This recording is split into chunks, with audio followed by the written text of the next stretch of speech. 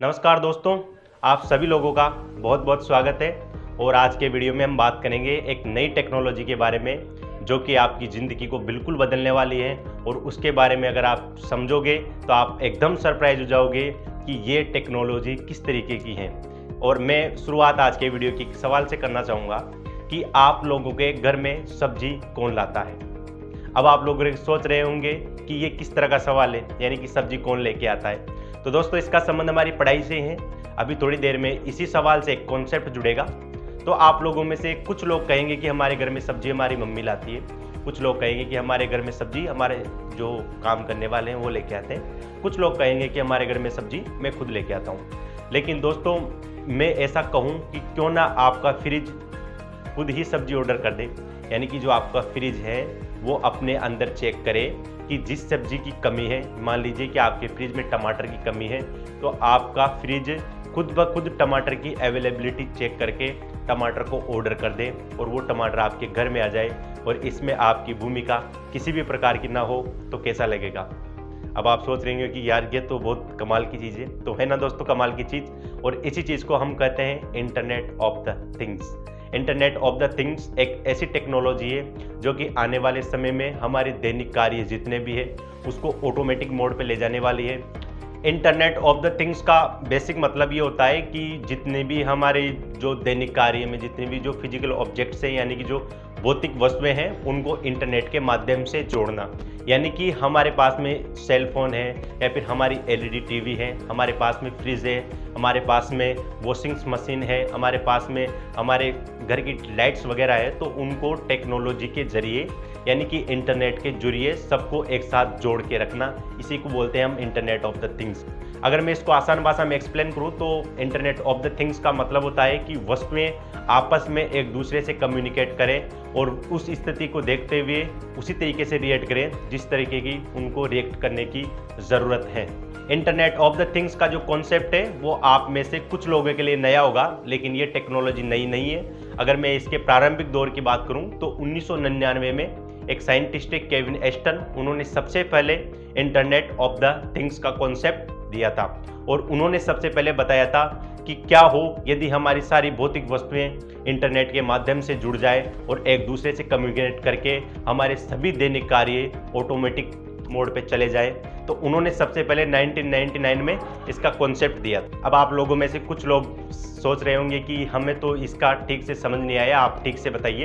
तो मैं आपको एक एग्जाम्पल से इसके बारे में बताता हूँ। देखिए, मान लीजिए कि आप अपने घर पर हैं और बेड पर सो रहे हैं और आपको नींद भी आ चुकी है। तभी आपके जो हार्ट रेट है उसमें एक असामान्य परिवर्तन हुआ, यानी कि या तो आपका ब्लड प्रेशर हाई हो गया या फिर आपका ब्लड प्रेशर लो हो गया। तो जब भी आपका ब्लड प्रेशर हाई या लो होता है तो आपके हाथों में, यानी कि आपके जो हाथों में सेंसर्स लगे हुए हैं, वो इसको वेरीफाई करते हैं। और जब हमारे शरीर में असामान्य स्थिति होती है तो वो इसके बारे में हमें जागृत करते हैं। यानी कि हम नींद में सोए हुए हैं तो जैसे वो सामान्य दिनों में हमें धीरे से जगाते हैं, लेकिन अगर उनको हमारे स्वास्थ्य से संबंधित कुछ समस्या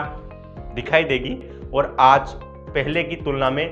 ज़्यादा ज़बरदस्ती पुश करेंगे ताकि हमारा ध्यान उनकी तरफ हो। और जब हम उठते हैं और हमारा हाथ हमारी छाती पर चला जाता है, यानी कि हमें दिल का दौरा आने की फील होती है। फिर हम अपने मोबाइल की तरफ देखते हैं जिसमें मोबाइल में एक मैसेज आता है कि आपको दिल का दौरा पड़ा है और आपको ये 2 टैबलेट्स है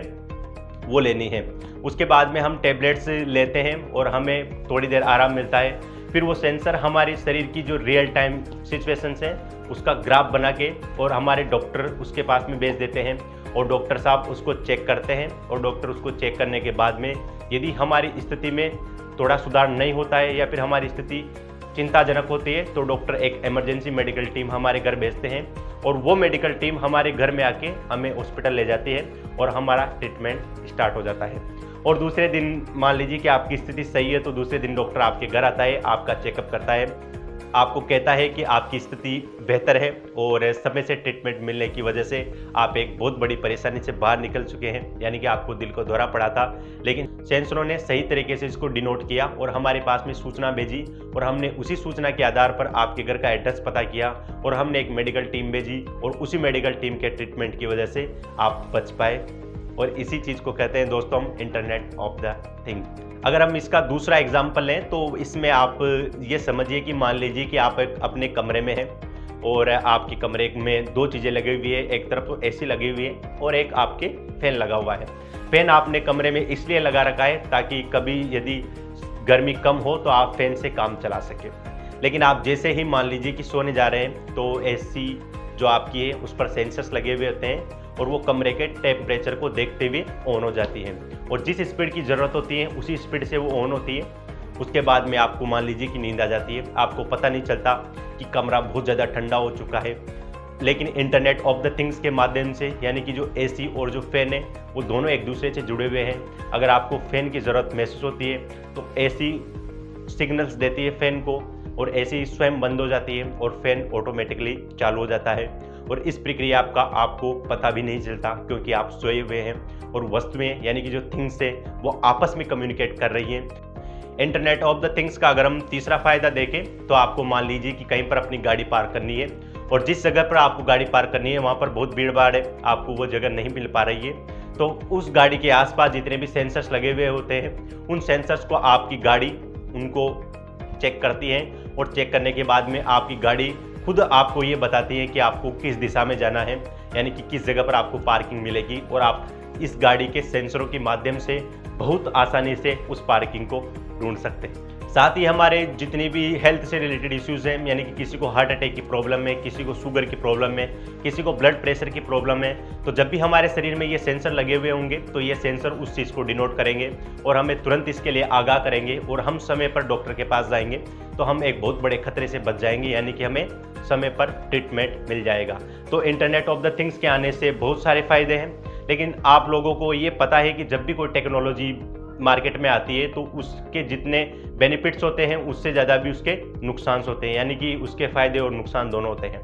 अगर इंटरनेट ऑफ द थिंग्स की मैं बात करूं तो ये टेक्नोलॉजी तभी काम करेगी जब हमारे पास में स्ट्रॉन्ग नेटवर्क कनेक्शन होगा और स्ट्रॉन्ग नेटवर्क कनेक्शन बनाने के लिए हमें अपने बैंडविड्थ की जो साइज़ है वो बढ़ानी पड़ेगी और जब हम बैंडविड्थ की साइज़ बढ़ाएंगे तो हमें एनवायरनमेंट से रिलेटेड इश्यूज सामने आएंगे कि जब हम इनके माध्यम से बहुत ज़्यादा जुड़ जाएंगे, हमारे बैंक अकाउंट इससे अटैच हो जाएंगे, हमारी गाड़ी इससे अटैच हो जाएगी, हमारे घर का दैनिक दिनचर्या का सारा सामान जब इससे अटैच होगा तो हम लोगों की प्राइवेसी खतरे में आ जाएगी। यानी कि कोई भी हैकर्स हैं, यानी कि साइबर सिक्योरिटी को रिलेटेड जितने भी इश्यूज होते हैं वो इश्यूज खुल करके इसके बारे में सामने आएंगे। हमारी अप्रोच ये होनी चाहिए कि जब भी कोई टेक्नोलॉजी आती है तो हमें उस टेक्नोलॉजी को ग्रहण करना चाहिए, साथ ही में हमें यह भी देखना चाहिए कि इससे नुकसान कितने हो रहे हैं और जिस तरह के नुकसान हो रहे हैं हमें उन नुकसानों को दूर करना चाहिए। यानी कि अगर हमारे पास में साइबर सिक्योरिटी एक चैलेंज है तो हमें उस चैलेंज का सामना करना चाहिए और जगह जगह जितने भी थाने, यानी कि चाहे वो छोटे शहर में हो चाहे बड़े शहर में हो, उनको साइबर थाने के रूप में विकसित किया जाना चाहिए